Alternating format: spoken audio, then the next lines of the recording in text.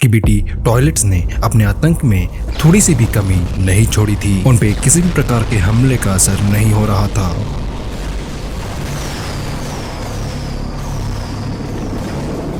यहाँ तक कि वही हम सब पे काफी भारी पड़ रहे थे। हमारी हालत काफी खराब थी। हम लोग अपने ग्रुप में ये डिस्कस करने लगे थे कि अब हम लोग हारने वाले हैं। हम लोग हार मान चुके थे और स्किबिडी टॉयलेट्स चाहे कितने भी तादाद में आ जाए, ये बड़ा वाला स्किबिडी टॉयलेट किसी को भी नहीं छोड़ रहा था।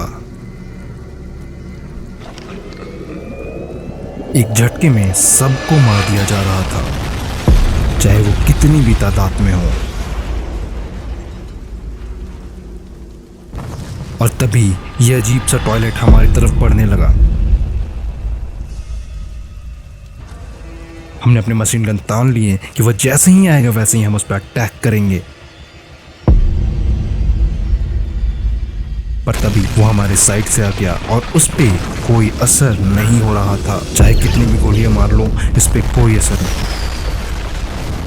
आरपीजी चलाने का भी यहाँ कोई फायदा नहीं दिख रहा था, यहाँ तक कि वो आपस में फट के खत्म हो जा रहे थे। उसने मुझे इतनी जोर से मारा कि मेरा सिग्नल हिल गया और वो मेरे सामने आ गया। तभी पीछे से एक स्किबिडी टॉयलेट उस पर अटैक करता है, जो इस पे अब भारी पड़ रहा था। हम लोग आगे पीछे से मिलकर उस पर अटैक कर रहे थे, उसे हराने के लिए। एक गैस कैन ने उसकी हालत बिगाड़ दी, पर फिर भी वो हम पर भारी पड़ रहा था। कैमरा वुमन ने हमें बचाने की कोशिश की, जो इस बार शायद सफल हो रही थी, और हम लोग धीरे धीरे उस पर हावी होते जा रहे थे और तब भी उसे हमने मार डाला।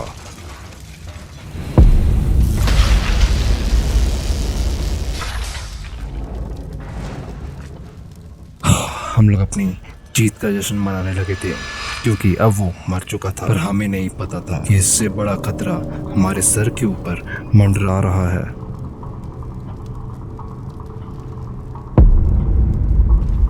स्किबिडी टॉयलेट वुमेन धीरे धीरे वहां से जाने लगी। हम लोग बिना आवाज किए वहां से निकलने की कोशिश कर रहे थे, बिल्कुल धीरे धीरे।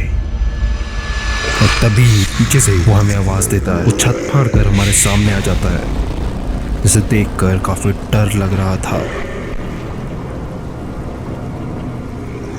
हम लोग यहाँ से भागने की कोशिश कर रहे हैं। हम लोग यहाँ से निकलते हैं। मेरे पार्टनर्स बाहर निकल चुके थे, अब मेरी बारी थी। स्किबिडी टॉयलेट वुमेन ने मुझे उड़ाया और अपने साथ ले जाने की कोशिश की, पर तभी पीछे से उसने हम पे हमला कर दिया।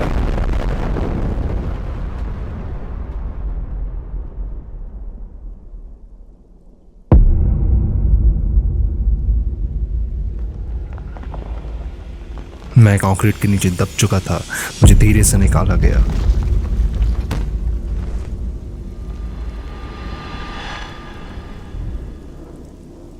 और ये बताया गया कि वो अब यहाँ से जा चुका है, पर फिर भी हम लोग जीत चुके हैं, क्योंकि हमने एक को खत्म कर दिया।